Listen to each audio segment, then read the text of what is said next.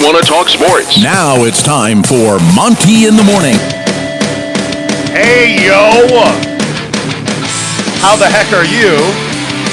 I'm fighting it a little bit this morning, I'll tell you.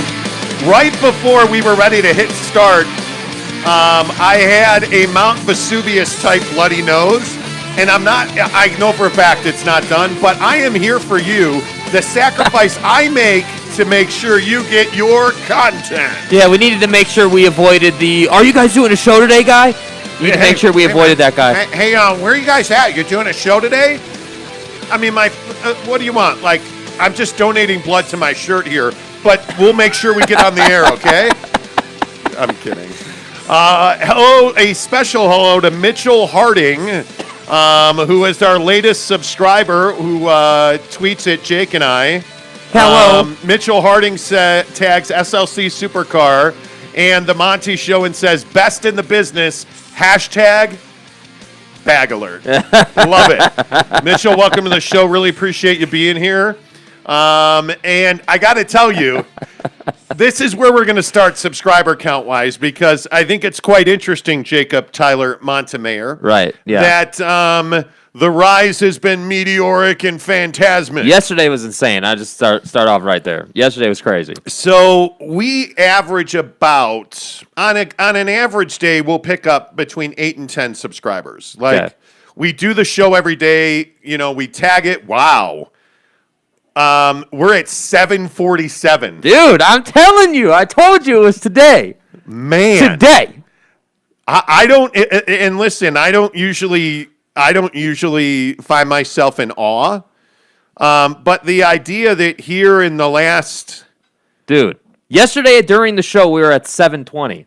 Remember yesterday on the show? Yes. We had checked in where we were, and we were at 720. Yeah, just yesterday, we picked up 27 subscribers. I'm pumped. In one day. It has been you guys are amazing, dude. Like, in the last month, we have picked up 286 subscribers. Like, bro, I'm in awe of it. And we're at the point last night where we were watching the ball game, the Laker game that we're going to talk about in a minute, and we were trying to decide, okay, well, now we got to have a plan for 1,000, and we have an unbelievable plan for 1,000. The giveaway we're doing for 1,000 is both ironic and amazing, and Disney is involved. So get ready for that. Here's how our subscriber contest works, essentially. You subscribe, we put your name in a hat. At 750 subscribers, we will pull a name out, and that person will win a PS5, a PlayStation 5, allegedly. Assuming that it gets here from Nigeria. Because Uzbekistan has not happened yet. So, but you should know today. I'm supposed to get a tracking number today. It's supposed to arrive on Monday. Yeah. Either way, you're getting a PlayStation. We're going to make it happen. You're also going to get one of our brand new logo hoodies from our clothing line that we have yet to launch. The branding on the clothing line, we saw it for the first time yesterday. It is going to be incredible. So that's coming. But for this 750 subscribers, if we hit it today, we'll announce the winners tomorrow. If you are local, we usually will come and drop it off to you. If you are somewhere else, if you're parts unknown. Yeah, if you're in Europe, the Philippines, China, we have quite a good following in the UK. I would love to come and drop it off. But we will ship internationally. So anybody watching this show, subscribe. Tag us in a picture of your subscription. Take a picture that you are subscribed. Tag us on Twitter or Instagram, The Monty Show, SLC Supercars, and you're entered to win. If you don't win at 750, trust me, you may not want to win at 750. 1,000 is going to be lit, dude. Because it's going to be crazy. What we have in mind for 1,000 is pretty incredible. So that's all coming. All of that to say, let's talk some NBA hoop. Because what happened last night in Los Angeles at the Staples Center was nothing short of remarkable. And this is a situation where I don't know that the NBA could have written this script any better. And when you look at what Adam Silver has created with this play-in tournament, whether LeBron likes it or not, it grew the legend of the game's perhaps modern era all-time great. Whoever came up with that shit need to be fired. LeBron doesn't like it, but that three-point shot that LeBron hit to beat the Golden State Warriors last night, Jake, I think it truly grows his legacy, and I think it cements his greatness, and certainly is one of the highlight moments of his Laker career. Yeah, so firstly, I think to touch on what you were saying with the league, from the league's perspective, yeah, last night was literally everything you could have hoped for. I mean, the Memphis game, came down to it, but it just didn't have the cojones that the Lakers game had, of course. So, we're watching this Lakers game, and obviously, the Warriors have a great first half. Everything's awesome. We're sitting here talking about officiating. Okay. Works its way into the fourth quarter, and you're like, wow, like this is, from a league perspective, like this is exactly what you wanted from the play-in tournament. Yeah. And then, LeBron does his thing. After, Draymond fouls him. He then hits that huge shot, and you're just like, dude, like this is a playoff game. This is a playoff game. This is like everything you could have wanted. And yeah, for LeBron's legacy, yeah, it's just another huge shot that he's made. It was very, it reminded me very much of the shot that LeBron hit over, I want to say it was Iguodala in Game 6 as a Miami Heat in Golden State on the left wing. He hits a big shot to take the lead and basically ends the game right there. That shot last night reminded me of that. That was a deep three. Some people called it a Hail Mary. I just called it, hey, he's an NBA player, one of the best to ever do it, and he knocked a shot down. What do you say? I think, Steph Curry, basically shared that sentiment. He was like, hey, he made a shot. Like what else are we supposed to do? The guy made a shot, and that's pretty much it. So yeah. I thought it was a hell of a game. I thought it played out pretty closely to what we thought was going to happen. And if you're the league and if you're fans, like, I don't know what more you could ask for. Yeah, and I think one of the things that really stands out to me is when we talk about legends, the greatest player of all time is Michael Jordan, right? What do you know about Michael Jordan? Well, when I think about, the question would be, what are Michael Jordan's greatest moments? Mm-hmm. They're one-shot moments. They're not a great pass. They're not a great defensive play. It's Jordan on Craig Elo. It's the shot on Elo, right? It is, the flu game. Yeah. It is, the shot on Russell. Championships, winning. That's what LeBron did last night. Please stop, LeBron, with I saw 3 rims and I just shot for the middle. Drape my finger to the eye. I was literally seeing three rims out there. So I just shot at the middle one. And I was able to, with the grace of the man above, I was able to knock it down. Bro. Anyway, that's why I don't like LeBron. Come on, right guy. There. The grace of God above, I had nothing to do with it. I saw 26 rims and just hope for the best. My fucking ass. Right? Like, what are you talking about? First of all, that's an amazing shot. Yeah. And LeBron, clearly not 100%. Yeah. There were times where he was wobbling and limping up and down the floor. Yeah. And LeBron still found a way to do what all the best that have ever done it do. Yeah. He hit the shot.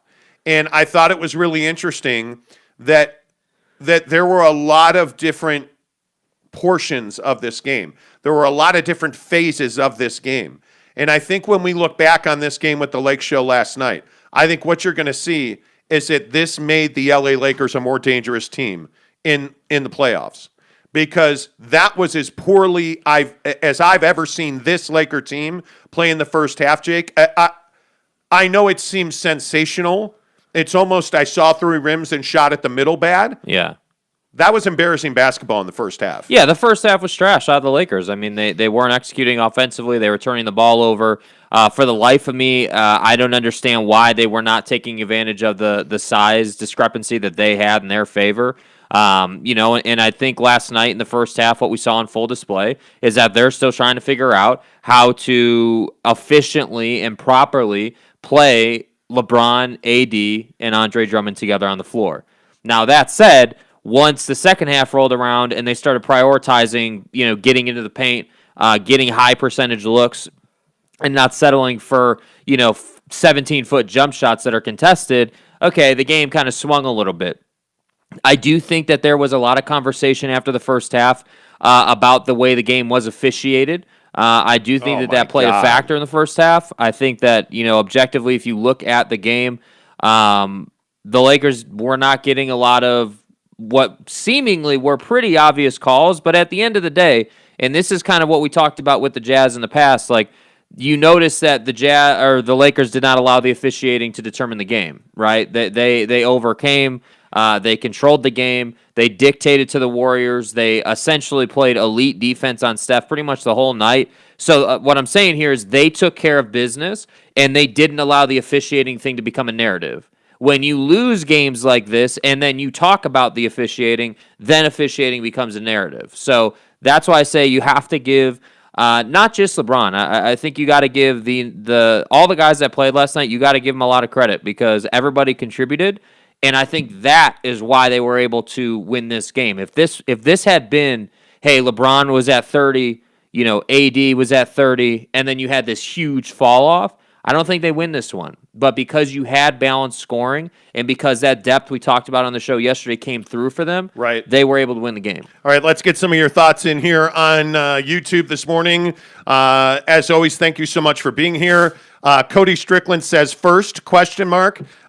Seek YT says I am number one. Billy the Kid says first comment. Look at you guys competing to be the first commenter. I love you guys, man. Cody Strickland says, are you guys doing a show today? Appreciate it. See, Cody, my man. Right? I appreciate you. Interesting question. Ace says, Monty, do you enjoy Twitter? It seems frustrating during big games like that last night. I had to turn it off. And I think, it's funny, Mrs. Monty was watching the game with Jake and I. Yeah. Not that we watch games. Right. But we don't watch TV. Jake and I were not watching the game last night, and Mrs. Monty was watching it not with us. Anyway, the point is, while we were watching the game last night, Mrs. Monty said, you seem frustrated.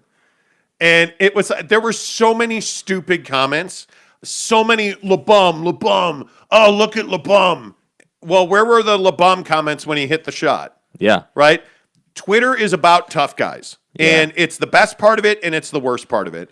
And the thing that I enjoy is that one of my favorite Twitter guys is Duker42. Yeah, Ty Duke. Yeah, good discussion. We went back and forth about officiating, but then you have Mick the Mighty on Twitter talking about how like the Lakers are a joke and.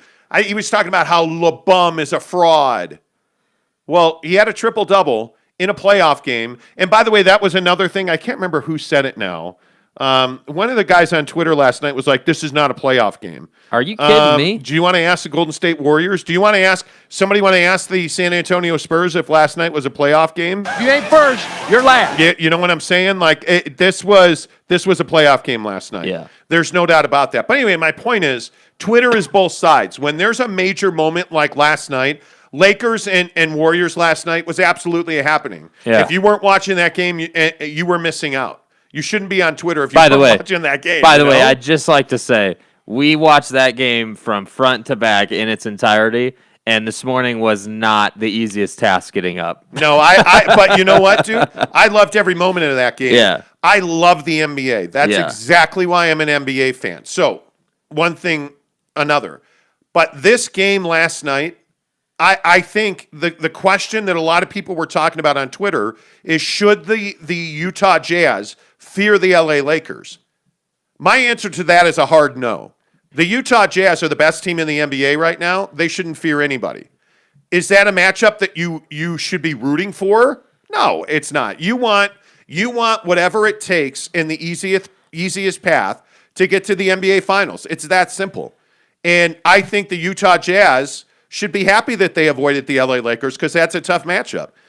Now, having said that, holy cow, the Golden State Warriors, who I think are going to win Friday night and wind up in Salt Lake City on Sunday night, the Utah Jazz are going to have their hands full with Steph and the Warriors, Jake. That's not going to be an easy series, in my opinion. Yeah, I mean, so here's the thing. My takeaway from last night, when I look at like what the lessons would be if you're the Utah Jazz watching this game, are just that like you should see what's coming if you play them, which is, hey, they are not going to allow you to shoot 53s in a game or even 43s in a game. That's not going to happen. And I think, for the Lakers, if they were matching up with the Jazz, I think it'd be a really simple thing for them. Hey, we need to take the three ball away, and we need to force them inside to Drummond and AD and let those guys play defense. I thought, in the first half, I thought the Lakers did not play good defense. In the second half, they turned that up, and then you saw them start to control the game. And that's what I think for the Jazz is concerning, because if you guys, obviously it goes without saying, all the people that listen to this show every day are pretty avid Jazz fans. They watch most of the games. So if you've watched most of the games, you come to understand that the Jazz are a team that really thrive and get going when they start knocking down threes early in the game. The momentum builds. Now all of a sudden you're talking about... they are get hot, stay hot. There's that's who they are. Yeah. And so my point is that with the Lakers, they're not going to let that happen. They are going to force the Jazz to go to the hole and play physical. And I just don't know how that turns out for the Jazz. That would be my concern. Yeah, I think it is pretty remarkable that when you look at the way that the Lakers won this game, I think that's what the Utah Jazz should be worried about. You came out with a lineup that was AD, LeBron, and Andre Drummond. And Andre Drummond, the first 5 minutes, was very effective. But very quickly what we saw was the Golden State Warriors made an adjustment to their lineup. They went small, and they forced Anthony Davis to be on the perimeter because they kind of went to a matchup zone of sorts on the baseline, and the Warriors left no space in the paint, which is exactly, by the way, one of the things we said is, hey, you're going to have to get Anthony Davis on the perimeter if Andre Drummond's going to be effective. Yeah. And the Warriors didn't allow that to happen. So where this game was won was Frank Vogel's adjustment to take Trez Harrell out, by the way, who played really well in my opinion, and Andre Drummond out, who had some nice moments, and put Anthony Davis at the 5. That is what should worry the Utah Jazz, because there's not a good matchup for Rudy Gobert against Anthony Davis. There isn't. Yeah, and I think, I would be curious to see what Jazz fans think about that, because I agree. I don't like if I'm the Jazz, I don't like the AD versus Gobert matchup at all for Gobert, and I just simply would say, think about what happened when Gobert went up against Jokic and when he went up against Embiid. Two guys that can shoot the ball at a high level, two guys that have a little bit of a handle, and two guys that can pass really well. When you look at Anthony Davis, he's potentially better than both of those guys when he's going right. Last night, not an impressive game out of Anthony Davis. Anthony Davis, when he's going right, is one of the best players in the league. Yeah, and that's why I say, last night was not a great showing for Anthony Davis, in my opinion. But I think, and a couple people brought this up yesterday, I do think that the Lakers are going to get better as this postseason wears on, and that's a little worrisome, frankly. Yes, absolutely. That's a little worrisome. Liberty Return says Jazz will sweep the Warriors. Good luck with that. And I just don't see that. I don't think they're going to sweep them, but I do think that a 5-gamer is possible. I do think that the Jazz are good enough to control the series from that standpoint, and I do think that it should be expected that the Jazz will beat the Warriors. I think that should be the expectation without a doubt. I thought I had another bloody nose. Whoa. But I'm good. Whoa. I'm good. Okay. I wouldn't be counting on a sweep. Cody Strickland says, I was thinking the Lakers was going to drop that game, but I'm glad both teams played out of their minds. Shows that none of them wanted the Jazz. I don't know about that. I think you're playing to win the game. You're not thinking about... and I think the more important thing is both these teams need the rest. Yeah. I mean, the Warriors have grinded to even be in this position. They need the rest. The Lakers... if you watched LeBron last night, that fall he took against Draymond, and Jake, I think your point is very well taken. I don't know how he didn't end his career on that. Yeah. Like landing awkwardly on one leg, and it wasn't a leg injury. I mean, the Lakers need rest. LeBron limped around for long stretches. They tried to have a minutes restriction on him. It didn't work. Yeah. Because you got to play him. B&B Gaming says, what is Utah's weakness and strengths in your opinion? I'm a Utah fan from London. Oh, hey. What's up? Forever blue, What's baby. up, man? Chelsea, Liverpool won. Liverpool won yesterday, but I'm telling you, we got the top 4 locked. We almost pissed a bunch of people off yesterday by talking soccer on this show. So be thankful that soccer didn't make the show yesterday, okay? Why do you say things like that? What do you mean? I am a huge soccer fan, for those of you who don't know. Huge. I am a Chelsea Football Club supporter through and through. I was fortunate enough with my friend Wayne Scholes. That's an interesting story, who I guess we're not friends anymore because we talked politics. He blocked me on like Twitter and Facebook, and but here nor there. My good friend Wayne Scholes, who's a box holder at Liverpool, happened to allow us to watch Liverpool-Chelsea on the Gerrard Slip. Like, I've had some great moments in London. That's my favorite city in the world. So B&B, good to see you. The strength and weaknesses of the Utah Jazz, their strength is absolutely that they knock down the three at a very high level. Their strengths are that Rudy Gobert is the premier rim defender and the best defensive player, arguably, in the NBA, because I think there's a lot of great defenders in the NBA. I think those are their strengths. I think their weaknesses are that they lack athleticism. I think the Utah Jazz struggle to defend athletic wings. And I think that Rudy Gobert can be quite easily switched into a matchup that takes him off the rim. And the Jazz are not athletic enough to defend the paint when he's not there. Mm-hmm. I think those are their clear weaknesses. Yep. They will win or they will lose on those weaknesses. Seth Johnson says Grizzlies take the Warriors. Just saying. Nah. Nope. San Antonio is not capable of scoring right now. I mean, they are out of gas. I look at the Golden State Warriors. The reason that they did not beat the Lakers is because they ultimately lacked size to defend the paint. Right. That's the way the Lakers went. The Warriors, in my opinion, will coast.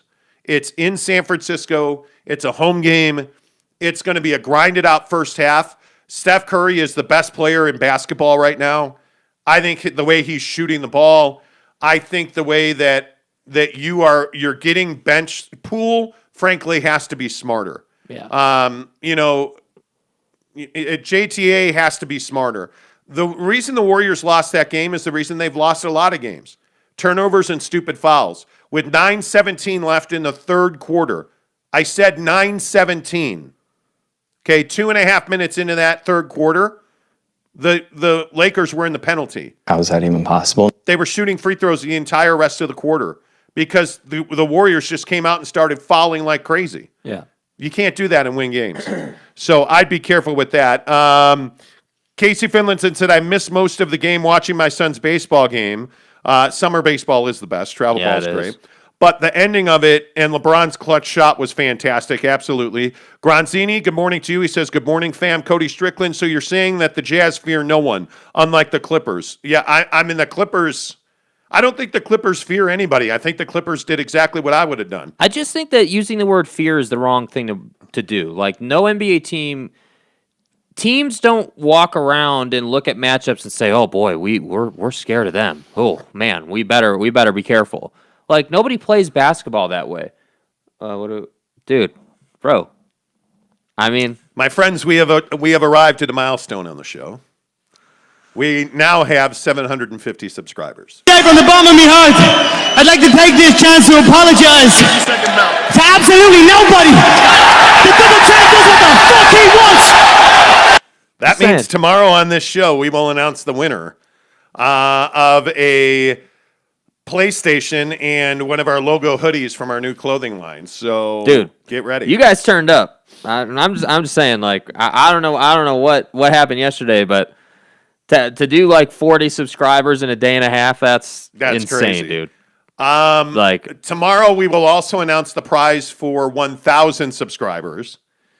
It's pretty legit. Like, I'm really excited to announce that because it's kind of a play on some of the haters of this show, and Disney's involved. So it's going to be quite the giveaway. Yeah. So get ready for that. Gabe Levely says 750. Let's go. Exactly right. Exactly right, Gabe. Casey Finlinson says Rudy outside the paint isn't as effective. Exactly right.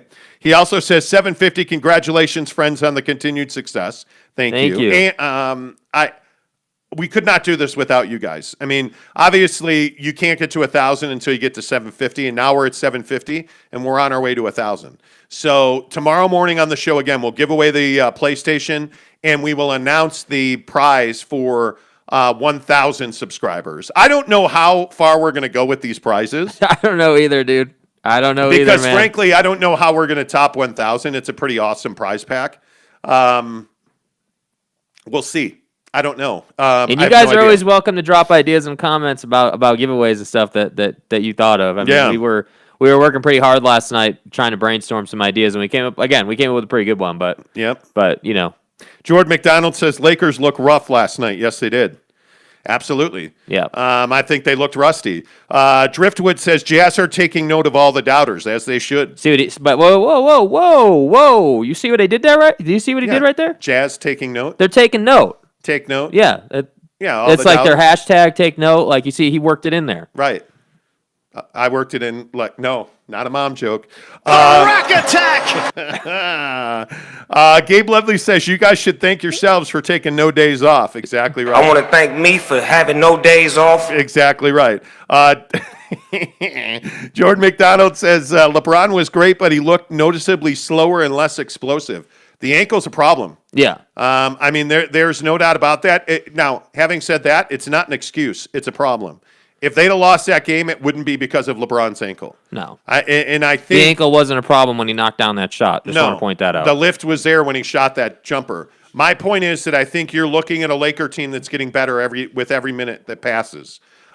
With every day of rest for LeBron, his ankle's going to be better. I look at the fact that their supporting cast is better. Alex Caruso is a better player because AD and LeBron were out of the lineup. I look at just like I was a little surprised that Horton Tucker didn't play more minutes last night. Yeah. I was a little surprised that they rotated such a short bench in the second half.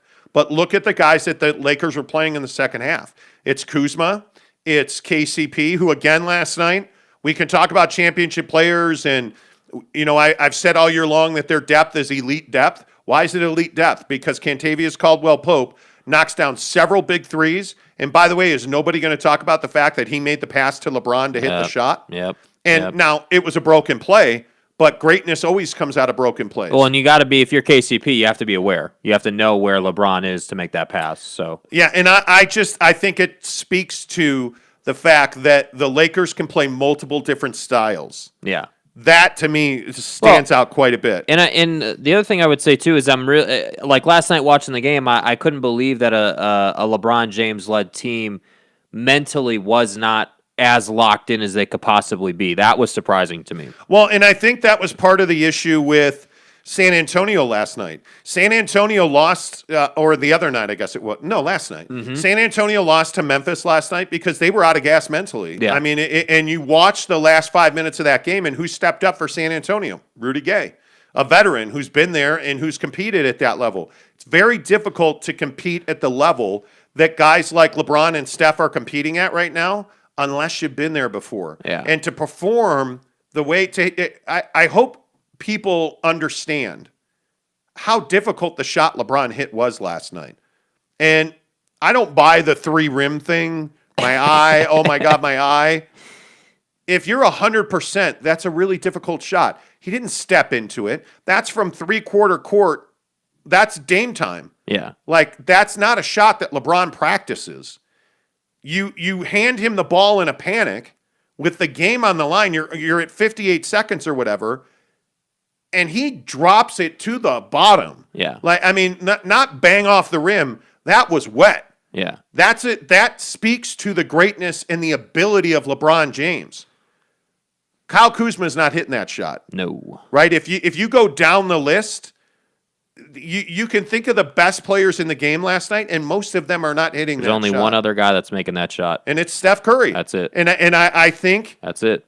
Even Damian Lillard's going to have trouble with that shot because Dame needs to step. Yeah. Dame needs to be set. Look at the replay. LeBron's not set on that shot. No. LeBron's not stepping into that shot. Well, and if you look at his shot mechanics, too, he has a bad habit of leaning back a little bit during his shot, like as he rises up. So, and they're just showing it on repeat here. Like he It's a phenomenal shot. Like that's why Steph Curry after the game saying, "Hey, look, man, he made a shot. Like what what are we gonna do?" His hand mechanics are terrible.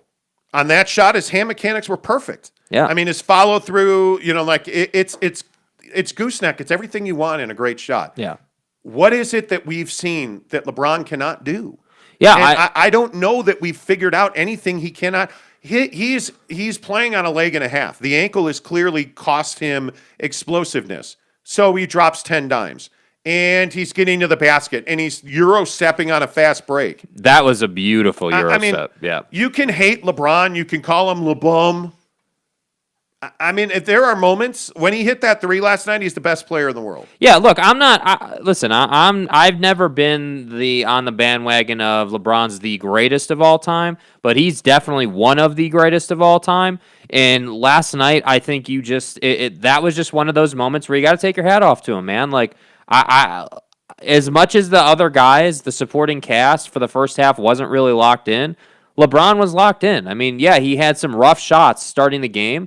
But at the end of the day, he led his team to victory, and that's all you can ask. And I'm just telling you guys, and he briefly touched on it last night in the postgame where he said, yeah, now we have a few days off before we got to go and play Phoenix, And those days off are valuable. Those days off are huge, especially in today's game when you've got modern medicine, you've got modern rehab techniques, like you've got all this stuff to help you. Hopefully, for Game 1 in Phoenix, he's 100% healthy. And we'll cover this probably, what's today, Thursday? We'll definitely talk about it tomorrow more in depth. But this series, Lakers-Suns, is going to be one of the best series that we see in the postseason, I think. Who's the best team in the Western Conference right now? I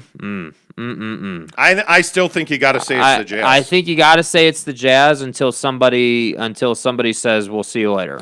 I mean, I still have a lot of concerns about Don. Like I really want to see Donovan Mitchell come back with lift. You know what it is, with explosiveness. I want to see Don be Don. You know what's scary about the Don thing? We're not hearing anything. Nothing. They're not talking about it. They're not like, and this is one of those things where, again, to their credit, got to give them credit here. This is what happens when you're the 1 seed. You get to chill in the background, take some days off, rest, do your thing. That's the advantage. Nobody's talking about the Utah Jazz last night, right? Briefly mentioned it on the broadcast, but other than that, no one's talking about you. And that's exactly how they want it to be. But on this show, I'm telling you guys, you should be concerned. Last night, if anything, what you saw out of LeBron James, you should expect that level of rustiness out of Donovan Mitchell in the first half of whatever the first game it is he plays. If he just comes back and lights the world on fire, okay, more power to you, because I just don't think that's realistic right out the gate. I think he needs some reps. Yeah, Chet says Lakers are trash. I'm not worried at all. Dude. See, again, a lot of people are saying that. What I saw last night was strength, not weakness out of the LA Lakers. And the reason I say that, and what I would ask you to consider, is this a team that played an awful, at times embarrassing first half? They should have, by all right, lost that game. Why didn't they? Because they have veterans who have won championships who know how to endure. They have veterans who know how to hit shots. That was not weakness, that was strength. And you watched a team that came back, and when the chips were down, they relied on their guy. And he came through. That's strength, not weakness. And I'm telling you, in this league, you've got to have the guy who can come through. It's one of the things I've always said about the Jazz. Who's the guy who can come through? Well, you know the answer. Well, it needs to be Don. Yeah. But Conley didn't give him the ball in the bubble. Yeah, that's true. Yeah. So yeah, I think a lot of people forgot about that. Don hasn't had that opportunity. And I'm not saying Conley was wrong to shoot. The guy's an elite three-point shooter. Donovan Mitchell needs that moment. LeBron's had it. It's LeBronto. Kyrie won a championship with a jumper. Yeah. Kevin Durant's got multiple rings. I look at the guy in Brooklyn is James Harden. Hasn't done it. But he's got two guys around him who have.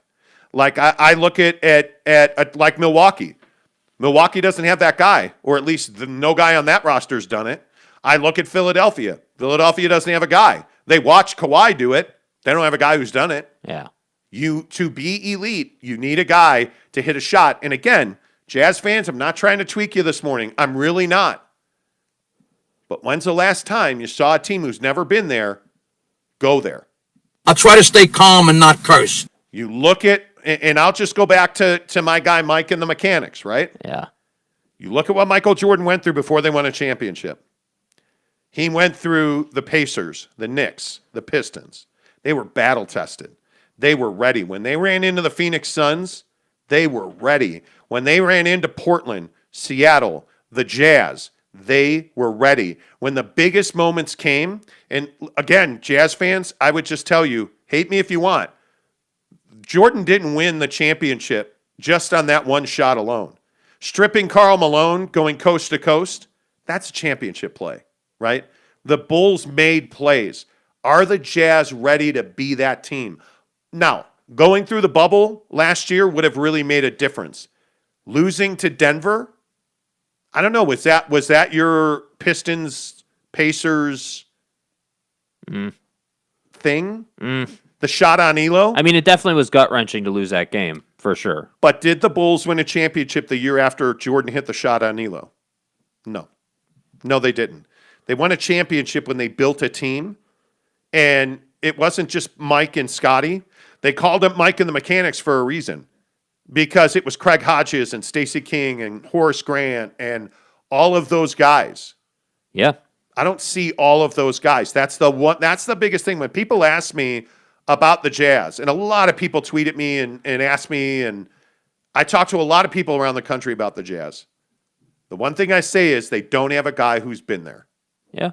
Who's their championship guy? Yeah. Well, I think they're hoping to change that this year, Well, and I think that, yes, experience isn't on their side. However, I do think that in a league that is built on three-point shooting, this team exemplifies three-point shooting. So it's a very simple task at hand. It is, hey, we got to execute offensively and we got to create open looks, because when they get open looks, they knock them down. I mean, and again, I just go back to the Lakers last night. Mm-hmm. That team's not going to panic when they're tied or when they're down late in the game. Well, they're not going to panic. Listen, I think versus the Jazz, the Lakers, and this is what I think you guys got to start coming around to a little bit, which is the Lakers are not going to allow the Jazz to go on the fast, 9, 10, 12-0 run by hitting a couple of threes. They're not going to let that happen. I truly believe that if these two teams match up later this postseason, the Lakers are going to die on the hill of, hey, you're going to have to drive the paint. That's what's going to happen if you want to score. I truly believe that. Yes, the Jazz are going to keep playing pick and roll, but I just think last night showed you that the Lakers have more than enough guys to push out on the three-point line. I mean, I would not be surprised to see the Lakers picking up Mike Conley or Donovan Mitchell or whoever's bringing the ball up at half court. Pick them up early, right? Make them work to get into the offense. That is what I think. That is what I think will separate ultimately the Lakers from the Jazz if they were to play, because I think the Lakers, with the depth and with the roster that they have built, they can afford to have their starters work really hard, and then they can bring fresh legs in, and those guys can work really hard. Whereas the Jazz have, as we've seen, Quinn in big games really plays like 8 guys, 7, 8 guys. That's it. So that's why I say, yes, the Jazz are the best team in the league. No doubt about it. They deserve all the credit in the world, 100%. But I'm just telling you, it's not as clean cut as you guys think it may be. No, and by the way, that was in the regular season. Yeah. Right? Yeah. And if you look at the bracket the way this is, being the number 1 seed is everything you need it to be, because the road for the Lakers, in my opinion, is much more difficult than the road for the Jazz. The Jazz are probably going to play the Warriors. The winner of that series is going to play the Clippers or the Mavericks. The Jazz should win that series in 5. They should. And I think your biggest concern is the Clippers beating Dallas, because I think the Clippers are going to beat Dallas. Yeah. They should beat Dallas. They're a more complete team. Absolutely. Yeah. And if you look at the bottom half of this bracket, it's Nuggets and Blazers. Either one of those is a handful for the Suns or the Lakers. Yeah. I think the Western Conference playoffs are going to be sensational. The Jazz, I mean, are the Utah Jazz better than the LA Clippers in a 7-gamer? I don't know. What Clippers are going to show up? Yeah, that's the question. That truly is the question. Are the Utah Jazz better than the Golden State Warriors in a 7-gamer? Yes. No doubt about it. Better than the Dallas Mavericks in a 7-gamer? No doubt about it. I look at the Denver Nuggets. Are the Utah Jazz better than the Denver Nuggets? Yes, but not by a lot. But not by a lot. Are they better than the Portland Trailblazers? Yeah. But that's still, the matchups are very difficult for the Jazz. Are they better than the Phoenix Suns? I don't think so. I think those two teams are even. I think matchup-wise, that's about as even as it gets. Are the Utah Jazz better than the LA Lakers? No. No, they're not. No, they're even. And I think that's why the only way you see the LA Lakers now is in the Western Conference Finals. And I think if you're a Jazz fan, I think you feel good about what happened last night. And I told you on the show yesterday morning, yes, you better be rooting for the Lakers. Yes. Because if you'd have seen the Lakers in the 8, I'm telling you, you'd be out in the first round. Especially with the way LeBron hit that shot, you know it's in there. And the way that Frank Vogel adjusted, and he took out Drummond, and look at the way he used Wes Matthews. Yeah. Flipping Wes Matthews. Yeah. Played a huge role last night for the Lakers. That's what makes them so dangerous. The Jazz, again, I would favor the Jazz in most series. The Suns and the Lakers, I don't know that I would favor them. By the way, you want to know who got a huge break here? Uh-huh. The Philadelphia 76ers, winning the number 1 seed in the East, absolutely put them into the NBA, the Eastern Conference Finals, in my opinion. Uh-huh. Because you are not going to see both the Nets and the Bucks, who are going to run into each other in the second round. I have no doubt that the Nets are going to stomp the Boston Celtics. With all due respect to JT, I just don't think he's good enough on his own. Yeah. Especially not against the Nets. Then you have Milwaukee and Miami. I don't know who wins that series. Yeah. I think there's a good shot Miami wins a series in postseason basketball. Bam is uniquely built, and his length and physicality allows him to compete with Giannis Antetokounmpo, who, by the way, if he gets a single MVP vote, the award should be eliminated. What are you, nuts? Eliminate that award, because I'm telling you right now, Steph Curry should win it. Nikola Jokic will win it. Yeah. Anyway. Mirzinski, good morning to you, my friend. He says, when's the last time the Lakers just didn't show up in the playoffs? I don't know. Yeah, they don't, because it's LeBron. Yeah, the Pistons series in the NBA Finals many years ago. Spencer Morgan, good morning to you. The Jazz, along with a handful of other teams, have taken the 3 and rim analytics-based offense to a new level this year. They had a historically great offensive regular season. Now, I would agree with that. Here's my question, though. When does 3 and D win you when has it ever won you an NBA championship? Yeah. I don't know that it has, because even the years the Warriors won, Steph had some historically bad finals, historically bad shooting runs. You are always going to go you're going to go cold. It's 2 months. Yeah. Do you understand how long 2 months is? Here, let me explain it. How good were the Jazz in February? Good. Really good. Yeah. How good were they in April? Not good. Not so good, right? Up and down, not so good. That's 2 months. This is a 2-month grind where you are absolutely dragging your sack on the ground by the time you get to the Western Conference Finals, because these series are not easy. They're not easy at all. Cody Strickland says, we beat them for the last 3 years in a series, and Lou Williams was an answer to Donovan. Okay, Cody, I love you, buddy. The LA Clippers are better than they've ever been. And Rajon Rondo, I think, is a critical addition. Ivica Zubac is playing very good basketball. Look at the last matchup. Dude. I mean, they're high pick and roll with Paul George and Kawhi Leonard. And by the way, Kawhi's back, and the jumper looks unbelievable. Those long ass fingers and stuff. Listen. I'm certainly no Clippers fan or apologist, right? Like I think the Clippers have a lot of proving to do. No, please don't. But a couple of things here. A couple of things that are at play with the Clippers. Number one, you've got Tyronn Lue coaching that team, right? So the question with Ty Lue is, hey, this guy's won championships, but was that because of LeBron or was that because of him? My opinion is that was because of LeBron and Kyrie. That's just my opinion, though. Number two, I look at Paul George and I look at Kawhi Leonard. Kawhi has shown the ability to do it in the clutch, right? With the moment in Toronto, he won championships as a young kid in San Antonio. The moment in Toronto. Yeah, I mean he had a moment. Okay, great. He had a moment. He did nice things, dude. And then they go on to win the finals. Okay, cool. You did that. The biggest X factor in that series is Paul George. Is Paul George going to disappear again in the postseason, or is he actually going to show up and do something? It's a big question. Because at the end of the day, there's no questioning if Paul George shows up and is 30 and 30 points, 8 boards, couple of dimes. That's going to be really tough on the Jazz, but I can't confidently say he's going to show up.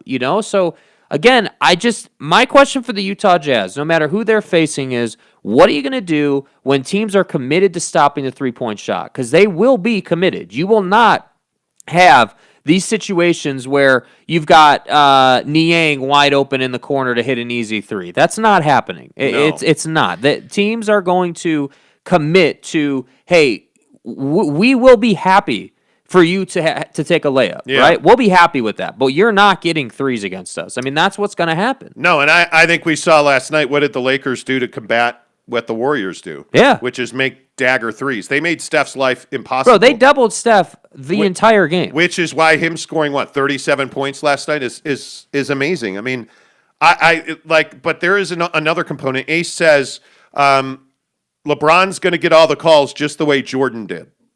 Okay, did you watch the first half of the Laker game last night?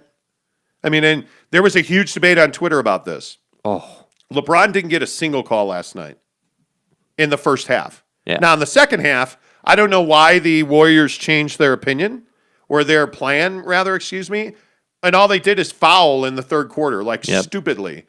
The Lakers did not get, I would say, a single call. There's an Alex Caruso layup off the fast break that I retweeted, and that guy gets absolutely blown up in the air, no call. I look at Anthony Davis shooting a three at the end of the first quarter, and Draymond Green, Davis is up here. Draymond Green's arm is between Davis's hands, and you can see that Draymond hits his left hand and knocks it out of the way. No call. The Lakers didn't get all the calls last night. Yeah. I don't know what game you were watching. Amar, I'm just going to stop at Amar. Everybody doubting LeBum is an idiot. The Lakers are dangerous. Yeah, I without question. Brandon Whiteside, good morning to you, says getting all the calls sure helped Jordan. Here we go. Do you know what the Jordan rules are? Listen. Do you know how the Jordan rules started? Look, we don't need to go down this rabbit hole, dude. You Jazz fans can die on the hill of, hey, it was a push off or whatever. At the end of the day, Jordan made shots, you guys didn't, and that's that. Let it go. You're not by the way, you're not making that call in the NBA Finals. It is. Do you understand that it is earned? That's what was so shocking last night. Respect from officials in the NBA is earned. And maybe that's why Caruso doesn't get the call on that fast break. Yeah. But it's shocking that LeBron and AD weren't getting calls at Staples Center. Yeah. Who's the superstar on the Jazz who's earned that right? Frankly, what does earning it look like, though? Being a superstar and not whining and complaining every single time the whistle blows. And I think this is what I've said about Rudy Gobert all year long. Mm-hmm. You can't constantly, every single call. And he stopped, thankfully, the last week of the season. But if you watch, is that all? Yeah, well, if you watch Rudy Gobert this year, every single time the whistle blew, he complained. Every single time the whistle did not blow, Rudy Gobert complained. I just can't fathom that NBA officials, knowing how they work, that NBA officials are going to absorb that from Rudy Gobert during the playoffs. They're not. You can't. Draymond Green last night complaining about every single call. Almost got ejected. Gets a technical and then almost gets ejected. Yeah. But you can't live that way. At some point, you have to do what LeBron's learned to do. Complain about a couple of calls, but then on the really bad, egregious no call in the second quarter, just bite your mouth guard and run down the floor. And so what happened in the third quarter? They started getting calls. Now, a lot of that is the Warriors were really stupid in the way they were fouling. Do not foul LeBron James on a breakaway. Like when he's running at you, Yeah. olay it. Do not foul him. Why foul him on It's 3 points. It's really foolish. 3 points. And I look at fouling Steph Curry. Why would you ever foul Steph Curry on a 3? Yeah, you want to talk 90% about a guy free that throw gets shooter. calls? What if you are even looking at him while he shoots a 3? They're going to blow the whistle. Mm-hmm. Why would the Jazz don't have that guy? Who is that guy in the Utah Jazz? Because they ain't Donovan Mitchell. No. Donovan Mitchell's finding out the hard way that being up in the air at the rim doesn't mean you're going to get a call. Yeah. So I would caution you on that. Spencer Morgan says, would love to hear you guys have a sit down with David Locke. That would probably not go well. Throw in some sound bites, my boy Jake. See, people want to know where the drops are. What, dude? What am I supposed to say? What do you want? Fuck you. You want some Tony Montana? You want some Whatever. LeBron? Don't start running it out. You know what do you want? Like, come on. Seek YT says, happy 750 followers. Thank you very much. James Knight says, I don't think LeBron is fully fit, which is alarming if he does. He won't be. LeBron James will not be 100% this season. It is what it is, man. And the other thing I thought was interesting is that he talked about it before the game. Like off camera, he was talking about how his rehab was a 6-week grind. Yeah. Every day for the first 4 weeks of it, twice a day. He's rehabbing. Do you know the grind that is? Do you know how physically difficult it is to rehab an ankle? I didn't get a lot of sleep last night. I'm fried. Where you almost broke your leg? Like that, of course he's out of gas. That's why winning last night was mandatory. Because now he gets 3 full days off, and you're probably going to be much more physically ready Sunday afternoon. Yep. Why do you think the Jazz have the late game Sunday? Because whoever plays Friday night then has to turn around and fly to Salt Lake City to play Sunday. It is what it is. Yeah, I mean, it is. Maybe it should have been a higher seed. Yeah. Forgotten Soul says, I want better effing execution. Well, I'm sure you do. It sounds like, Austin Parkin says, sounds like you guys think the Lakers have the championship in the bag. You guys are working hard this morning. Yeah, partially they have it in the bag. I would agree with that. No, they do not. Suns Rule says, welcome to the Jazz bashing show. How have we bashed the Jazz at all? Here on we this go. show? So I love it. So this is somebody new clearly on the show. I haven't heard Suns that name. Rule. I haven't heard that name either. So, Welcome to the show. Suns welcome Rule. to the show. Everybody says that when they join the show. The problem is, and listen to the show more. Go back and listen to our prior shows. Haven't been wrong once. People have said it on Twitter. People say it in the comments all the time. We're not hating on the Jazz. We're telling you how it is. And when it plays out the way we play it out, I highly doubt you're going to come in these comments and say, oh, well, this is the Jazz hating show. No, we're actually going to talk about what the Jazz are going to do in the offseason that they should have done at the trade deadline. So that's what this show's about, bro. Look, and I think, by the way, Suns Rule, I don't know if you just got to the show. We just sat here for 5 minutes and talked about the Jazz being the best team in the Western Conference. I think arguably in the NBA. I don't know who the Brooklyn Nets will be by the time they either get to the Eastern Conference Finals or the NBA Finals, but they've had tons of injuries, so we'll see if they stay healthy. I don't know if Mike Conley's going to be in how long Mike Conley plays through the playoffs. Reliability issues, man. Your best ability? Your availability. Simple as that. Comes down to that. Suns, they're being realistic. Thank you, Sean Mierzinski. Appreciate that. Take note. Go Jazz. I believe. Louis Selder says. Yeah, and you should believe. You should. Look, and I'll say it again because it's true. The Utah Jazz are an elite basketball team.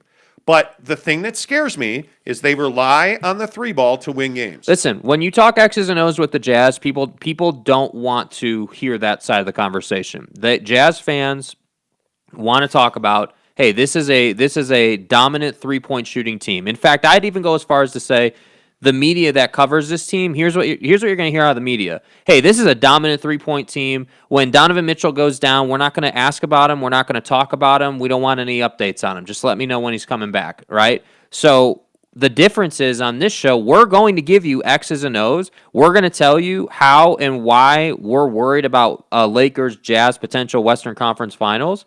And by the way, we're also going to tell you, hey, the Jazz are going to kick the hell out of the Warriors if the Warriors win on Friday night, in a 1-8 seed. The Jazz are going to handle them in 5 games, no doubt about it. The question is, what are they going to do in the second round against potentially the Clippers? That's when things get real. So it's not that we're just hating on the Jazz, but we're also not going to sit here and say that this is going to be some cakewalk and that the Jazz are going to go to the NBA Finals, because we're not there yet. That's just not, you can't say that yet.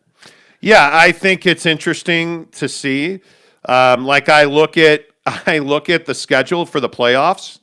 The first 2 games will be Sunday and Wednesday. Mm-hmm. For the Jazz? For the Jazz. Yeah. Sunday at 9:30 Eastern, which is 7:30 Mountain. Wednesday at 10 Eastern, 8 Mountain. And then listen to this schedule. The Jazz are going to sweep whoever they play, I think. This is crazy. Sunday, Wednesday, Saturday, Monday. And those 2 games are on the road Saturday, Monday. Like, you play Sunday, Wednesday, Saturday for the first 3 games. Jazz are going to be well rested. You would think if Donovan Mitchell is struggling at all, he's going to have plenty of time to recover. And I mean, that is a great schedule. If you are if you're the Utah Jazz, that's as good as it can be. Like, I'm looking at I don't see an update on Donovan Mitchell. No, because there's not one. They're not. I'm telling you, they will not release info on Donovan Mitchell. That's not happening. It's not.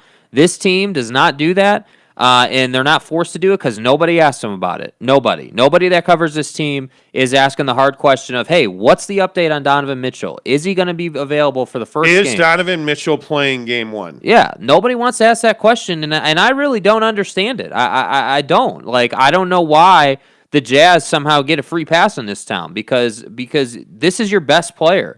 If he's not playing, you guys honestly feel like your chances of beating, whoever is still just as good? Well, of course it's not. You don't have Donovan Mitchell. So I don't know, man. I just think that it's highly convenient that they're not talking about Donovan Mitchell. That said, we went to the Portland game last week. He was walking around. In my opinion, he looked fine. Like he could play a game, even if he wasn't 100%. So my opinion is I think he will play. I don't think he's going to miss time. And that's just what it is. Yeah, we'll see. I think it's really interesting that it's been so quiet. So that's definitely something to watch. Suns Rule says, I was just messing with you. I just disagree. Don does not get friendly calls from the refs. He was respected a lot. Don does not get friendly. He doesn't get calls. I mean, I don't think there's any doubt about that. I mean, Donovan Mitchell gets pounded at the rim on a regular basis. But he also dictates that, though. He does. He also creates a lot of contact. And I think there's this kind of low-key conversation that goes on in the NBA about, like, with officials, like, okay, well, if the offensive player is creating the contact, what's a foul and what's not a foul, And I think that's a very gray area, which is why Don gets some fouls but not other fouls. Yeah. Cody Strickland says, live 3 or die hard, bros. Yeah, Dude, exactly right. Yeah, I mean, straight up. Eric C. says, Suns in 7. I don't know, I don't know what to make of that. Sorry, I left. Somebody said, I'm tired of looking at Jake. My bad. Thanks, guys. Thank you. I don't know what to make of Lakers Suns. Yeah. I'm going to need a day to chew on that, because I think, man, I think that's going to be an incredible series. And I think you're going to see an enormous amount of pick and roll on both sides of that. Yeah. And I'm curious, how do the Lakers match up with the Suns? Like, what's their starting 5 going to be? Because they're running their size out there for sure. I think you have to. Yeah, you have to. I think you have to. That'll. You got to create a matchup issue for Anthony Davis. Yep. Tanner Plummer says, "Is it safe to say that you guys are soothsayers? You guys haven't been wrong about the Jazz once. Sorry if I'm being a suck up. Well, everybody likes to be slurped. Anyway, truth be told, Forgotten Soul says the Dubs is the most cringy team nickname. Well. Yeah, I don't disagree with that. James Lane says, guys, Dom will be ready for game 1. Don't kid yourself. Hey. I hope you're right. Hey, I hope you're right. I think he's going to play, but again, I just, out of a 1 to 10 scale, the concern is like a 2 or 3, nothing major, but it's just interesting that nobody's talking about it. That's all I'm saying. I would agree. Let's see. Omar Lazama says, love the talk show. Keep it going. Keep it real. Love it. Go Jazz. Appreciate you. Jake, how many miles you got on the STI, Eric C. says? 25,000. Tanner Plummer says SLCP shooter. They need to get credentials. SLCP shooter. Yeah, we do need credentials. No kidding. Yeah. No kidding. Somebody hook it up. I need sleep more than I need credentials. It's just, it'll be, I love the NBA. I'm a huge NBA fan. Yeah. It is what it is. All right. Update on subs. Yes, we are at 750 subs. People want to know. They want the update. I want my PlayStation. Well, by the way, again, I just ask. Yeah. Why is PlayStation so hot? Yeah, can somebody explain this to us? Like, we were talking about this, and I truly don't understand why the PS5 is just so in demand. Like it's not even that it's that much better of a console than the PS4. Like, I was comparing them the other day. The only real difference is 8K resolution. And most TVs right now, your average Joe TV can't even support 8K resolution. Most people don't have the capability to display 4K on their TV. Because of all the streaming and whatnot, like you need incredible speed process. So 8K is great, but how many people can really leverage 8K? And I thought the buzz around our Xbox giveaway was pretty significant. Like the buzz around this PS5 thing has been ridiculous. Like every day, people are like, "Hey, am I in? I really want? Am I in? You're in." We get it. It's from and trying to procure a PS5 to give away has been next to impossible. It's really unfair. I mean, it has been like GameStop yesterday released bundles of PS5s. Their system was broken. And it's going to go into crisis lockdown mode here at the house. Yeah, their system was broken because so much demand for PS5s. Yeah. I'm amazed by it. I'm absolutely amazed by it. So we're doing our best. We have procured one. What are you guys doing, sir? You're giving away an 8K TV. That's what you're saying. No, Ace. No, that's not what we said. No, Ace. I'm not. No, we were talking about the differences between PS5s and PS4s. I'm not giving away an 8K TV. No. Is there such a thing as an 8K TV? Yes, there is. Yes. Interesting. Yeah. Ironic comment, by the way. I think it'll be interesting. So yes, tomorrow on the show. But by the way. Whoa. By the way, dude. Tomorrow is our 500th episode. God bless. Of this show. Bro, how insane is that? On the same day that we do our 500th episode of the Monty Show, we are also going to give away the PS5 and our new clothing line logo hoodie. Wow. For 750 subscribers on the same day that we do our 500th episode of this show. You're welcome. That's unbelievable. It's crazy how that worked out. Can't believe it, dude. That's pretty amazing. Yeah. That's, Yeah. The Monty Show karmic gods are watching out for us. We're getting somewhere. By the way, real quick before we rip Tim Tebow, not me, you, the commenters. Real quick, do you believe in lucky objects? So I do. My wife passionately disagrees with me. She hates that I believe in luck. Mm-hmm. So I got some Air Jordan 11s. Yeah. Lows. I can't remember the name of them. I can't either. Anyway, the all white with the blue sole, beautiful shoe. I put it on the other day for half the day. Closed a deal at the Yelpatory. Took them off. Legend Blues, 11 lows, Air Jordan.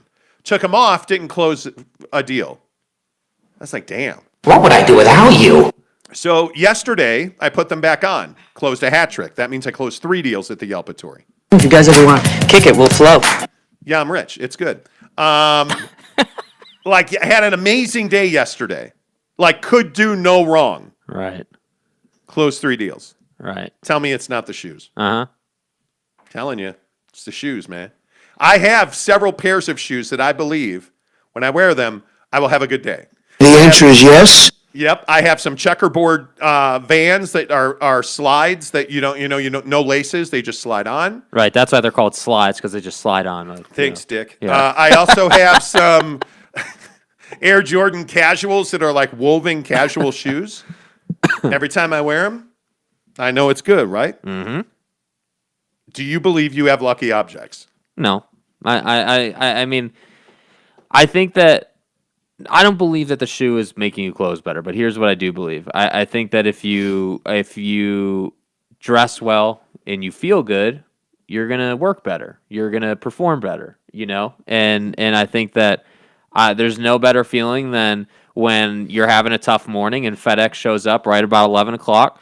You throw on the new shoes. You cannot do that. You throw on the new shoes, and what do you know? That's bad karma right there. How's that bad karma? You cannot put on new shoes in the middle of the day. How the hell does that work? You cannot put on new shoes in the middle of the day. What the fuck does one thing have to do with the other?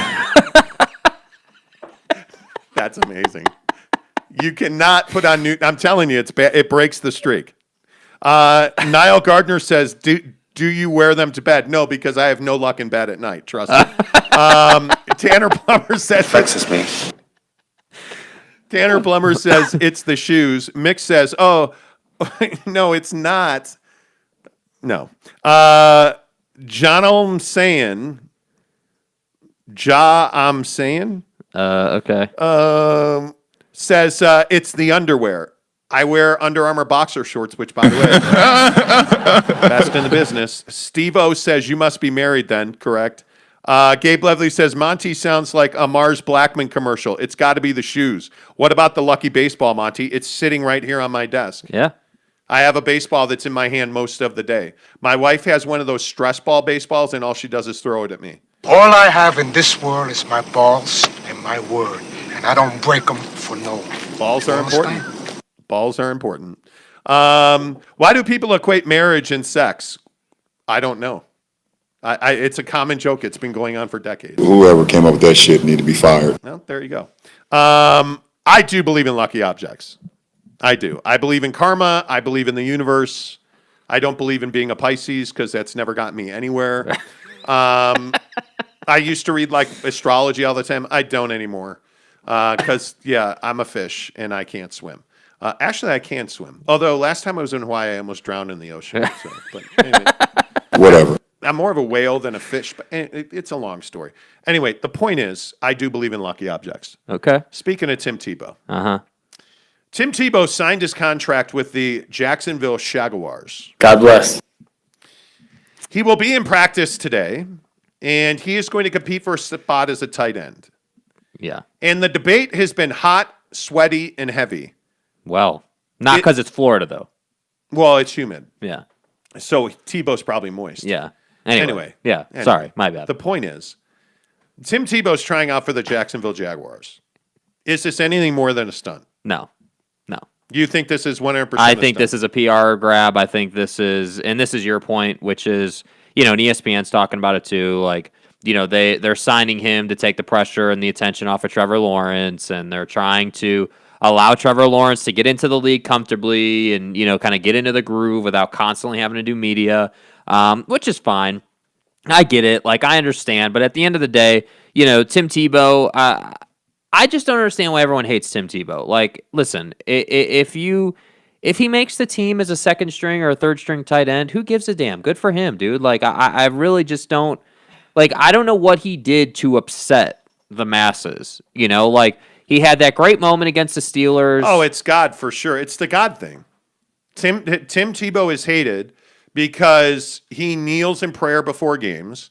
He thanks God every time he steps up to the podium. Mm-hmm. When he walks off the podium, he says, God bless. The drop we always play is Tim Tebow walking off a podium.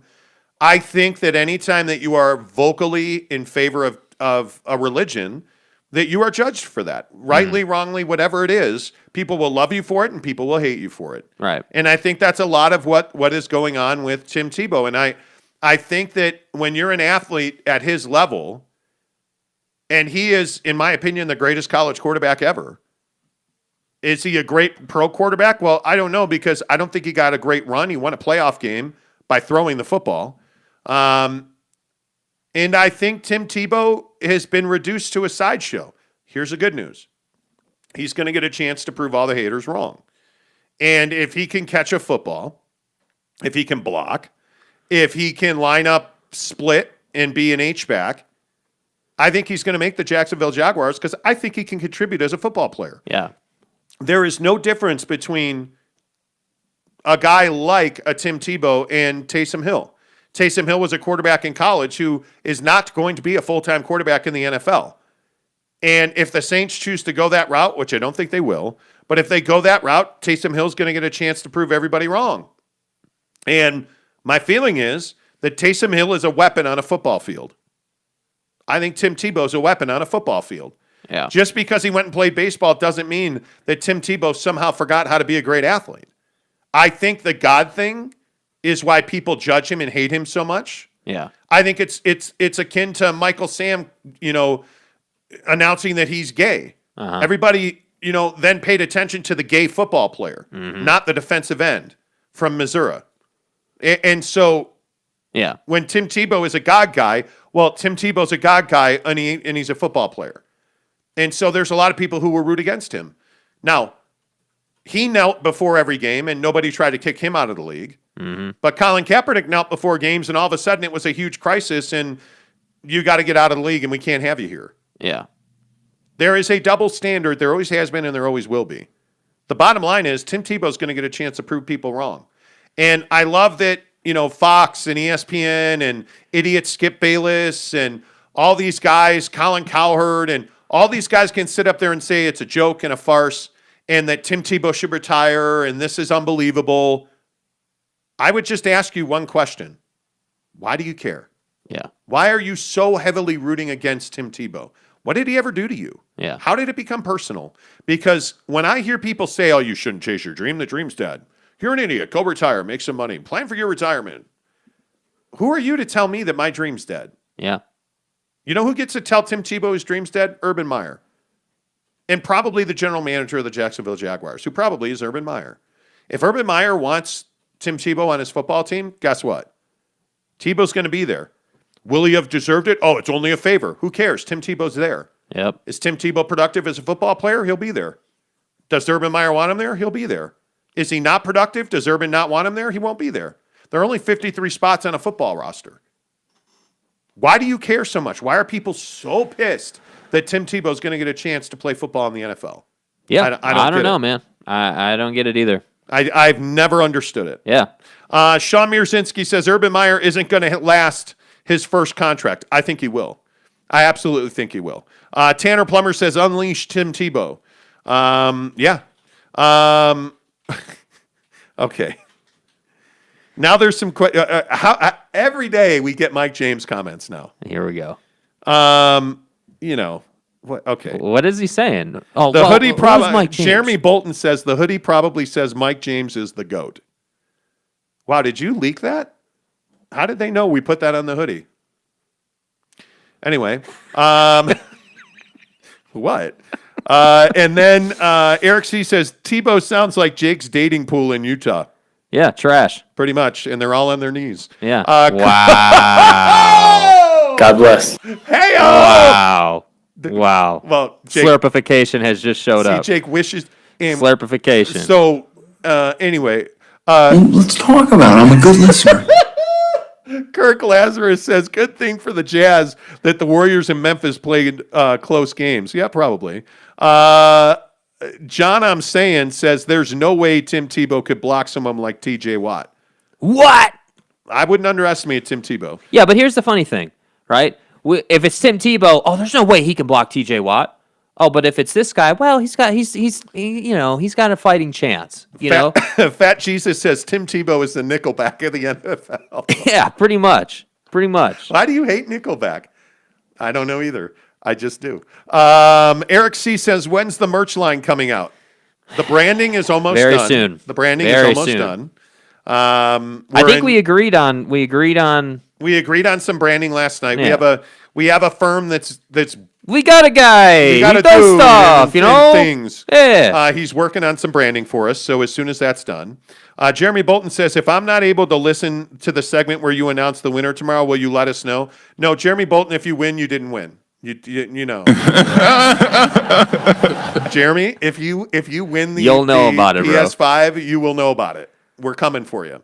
Tanner Plummer says, at Fat Jesus, I love Nickelback.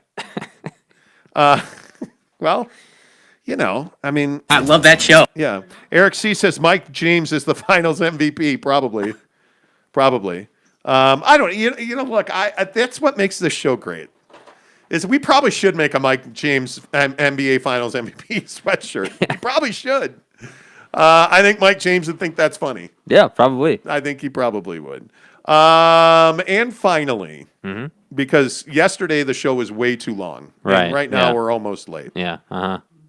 As usual. And my wife has probably got an 8 o'clock call that I don't know about because we don't communicate.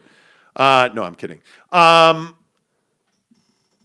lost my train of thought. Oh, I know what it is. What? The January 6th Commission. So, this has been a hotly contested debate. Mm-hmm. Should we investigate how and why the insurrection of January 6th took place? Luis Ortega says, cheers from Mexico.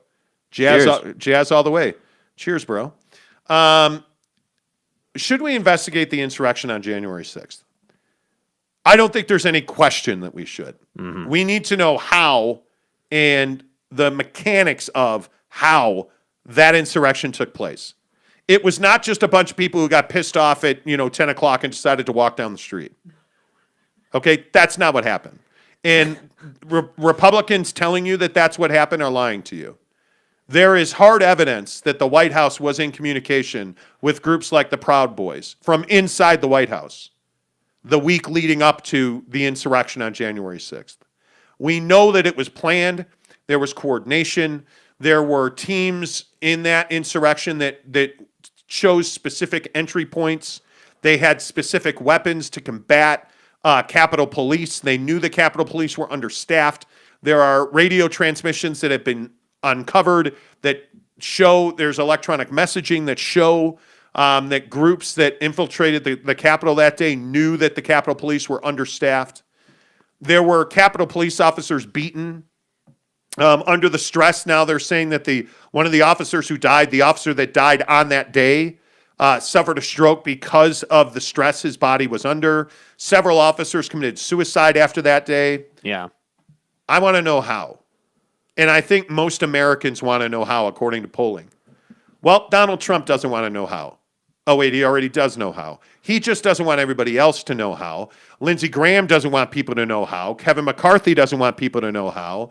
All of these leading Republicans don't want people to know how the insurrection of January 6th happened. The problem is that you have a group of Republicans that voted in the House to approve a January 6th commission. Yep. So you can no longer say, well, we're going to vote on partisan lines because none of the Republicans want it. Well, it turns out that a large number of House Republicans want a commission. Uh-huh. They approved the vote, and now it's in the Senate where Lindsey Graham says it will not be approved. And it'll be interesting to see what happens. So, fast forward to yesterday, where you had quite the debate in the House, and you had passionate debate in the House. And I think there was some real truth-telling as Rep. Tim Ryan, a Democrat from Ohio, laid out what I think is a pretty accurate description of the current state of affairs. I want to thank the gentleman from New York and the other Republicans who are supporting this and thank them for their bipartisanship. To the other 90% of our friends on the other side of the aisle, holy cow. Incoherence. No idea what you're talking about. Benghazi, you guys chased the former Secretary of State all over the country, spent millions of dollars. We have people scaling the Capitol, hitting the Capitol Police with lead pipes across the head, and we can't get bipartisanship. What else has to happen in this country? Cops. This is a slap in the face to every rank and file cop in the United States. If we're going to take on China, if we're going to rebuild the country, if we're going to reverse climate change, we need two political parties in this country that are both living in reality, and you ain't one of them. Damn. Wow.